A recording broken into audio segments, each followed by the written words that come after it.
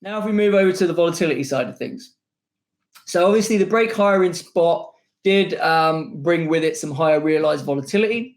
So we had a pop from, sub 30 levels back to around 40 on realized here. That's the yellow line for Bitcoin. We had a much bigger pop in Ethereum from 40 up to nearly 80 in terms of realized. So a big move up here. Implied vol did also bounce. You can see, before that move, implies were here. They're up higher.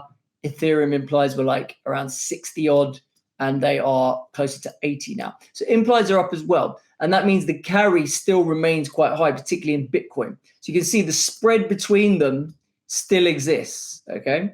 That's not so the case. The carry here is nearly 20 vols still in Bitcoin. The carry evaporated in Ethereum. So basically what we're saying is that the realized move in Ethereum was big enough that it took all the carry away. Whereas whilst Bitcoin did have a pop in realized, Bitcoin then stabilized pretty damn quickly and realized didn't keep catching up towards implieds like Ethereum's realized did.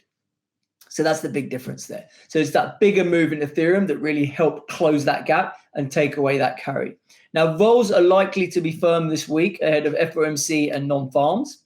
I would then expect some gamma sellers to return into the weekend unless something more material happens in terms of markets. So obviously, if we get a big rollover again in markets, or we get a big knee-jerk higher because they actually say, yep, we are slowing down, hikes no more, market's going to have a huge rip and crypto will participate, I suspect. So unless there's a massive move, we do think the gamma sellers will come back. We do think Ethereum's pretty much prime for that, given that the vol's back up at 80. So the gamma sellers are going to look at that and see some juice to sell, and they're systematic, so they don't really care that much about what the realized is. They just sell it anyway. So then you could see a quick 10 vol point move down into the weekend in the likes of Ethereum. That's what I'm thinking. And if Powell disappoints markets and pushes back on the pivot narrative like he's done all year, then spot could fade pretty quickly. But provided we don't smash down through the bottoms of the range in no time at all, I think the fact that we would head back down into the range that we were in for so long and we were realizing so low, we would probably see volatility come down with the market if that happened. That's my suspicion. Okay. If we then have a look at term structure. So we've got, no surprise, we were in contango. We did try and have a little pop towards a more flat curve in Bitcoin, but you can see Bitcoin's curve is still pretty much in contango.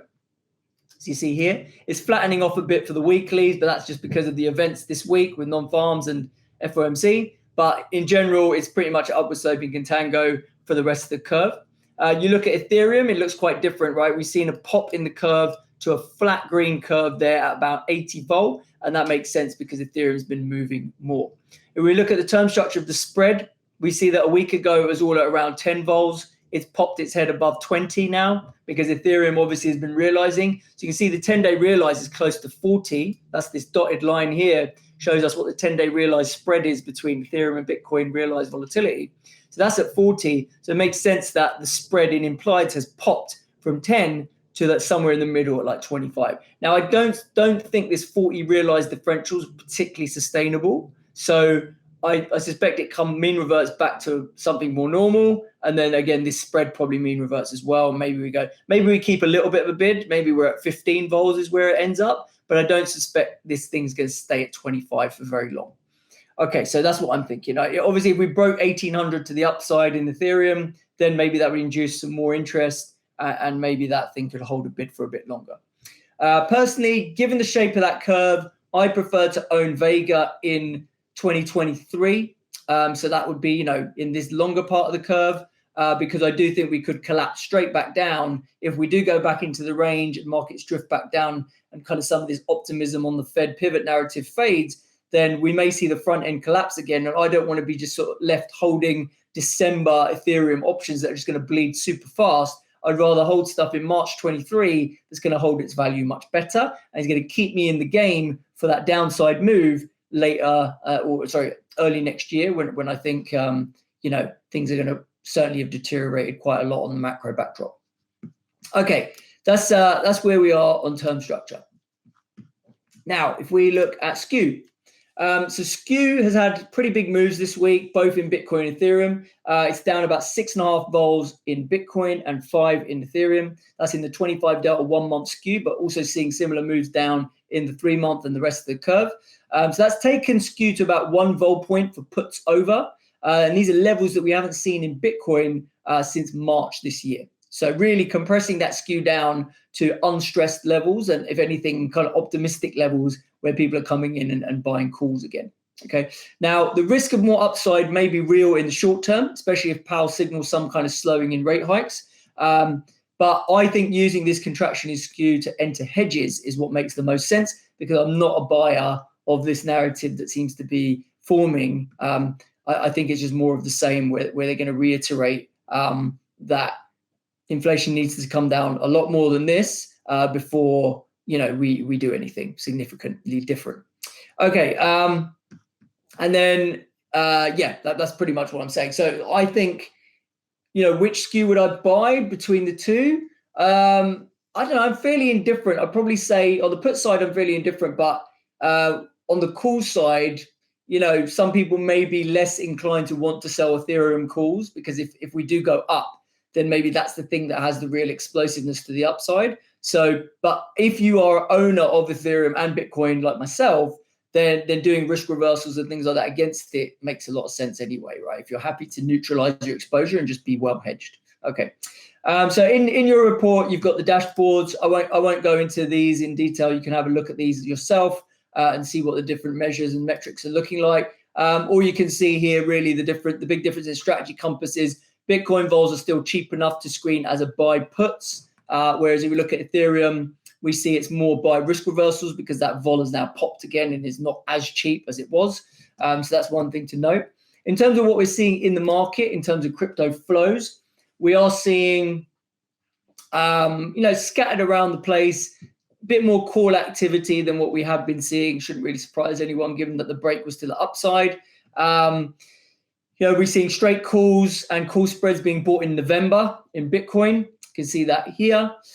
We did see some structures where people played Nov deck calendars, where they bought the November 24K calls and they sold the 30K calls in December to get some premium back. And essentially what they did there is they're long Delta and Gamma, because they're long the shorter dated option, and they're short Vega against it, because they don't want to just be long a load of Vega and see that vol remark lower. Right, so that's a relatively smart way to kind of try and buy upside exposure with a bit of leverage, but not take too much vol risk. And then we did see some hedging activity yesterday with a seller of put ratios. So we saw the 19K, 16K, 1x2 put ratios being sold in December, buying that lower strike. So people obviously looking at that Skew, seeing the Skew flatten and say, well, I can own that downside tail at a flatter premium than I could few months back. Why not get some of that convexity book, right? And you have some crash protection that net doesn't cost anything in premium right here, because the premiums probably net out, but I'll explode into some long Vega positions down there and I think vol's low enough that vol can actually perform if that happens. So that's kind of the logic behind that type of trade. A similar trade to something that I've done recently on the S&P, because I think S&P Skew is quite cheap. And I think that vol has the potential to go higher if markets do crack to the downside. Ethereum, 84% call flows relative to puts, so pretty punchy there. Everyone looking to the upside in Ethereum mainly, attracting those bullish option trades.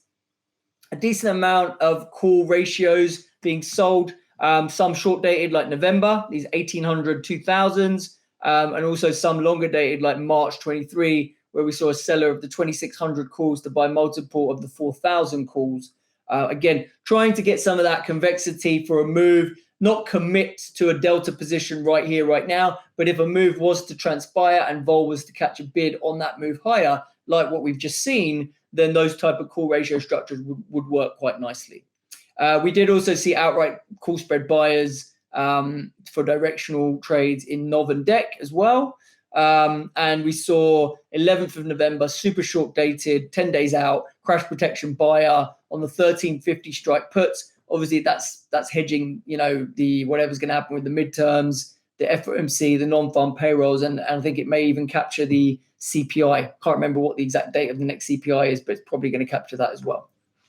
In fact, yeah, I'm pretty sure it does because it's on the Friday, and that thing will be before Friday. Okay, so that's the crypto flows. Anyway, that's it from me. I hope you found that useful, and I'll catch you guys next week. Thanks.